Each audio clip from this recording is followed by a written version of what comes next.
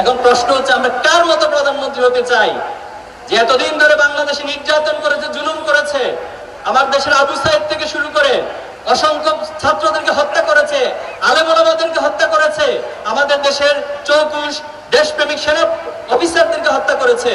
আমরা কি তার মতো প্রধানমন্ত্রী হতে চাই? আমরা প্রধানমন্ত্রী হতে চাই এমন প্রধানমন্ত্রী যে তার জনগণকে ভালোবাসবে, যে রাষ্ট্রের তার স্বার্থের চেয়ে জনগণের স্বার্থকে অগ্রাধিকার দিবে। তাদের কাছে আমরা দেখেছি বিগত সময়ে যারা এমপি হয়েছে তারা সংসদে গিয়ে গান পরিবেশন করত।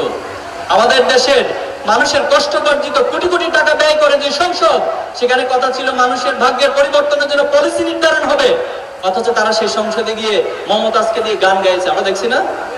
দুর্ভাগ্য এটা আমাদের জন্য। এমন ব্যক্তির এমপি হয়েছিল যাদেরকে স্ক্রিপ্ট লিখে দেওয়ার পর সেই স্ক্রিপ্ট দেখে পড়তে পড়তে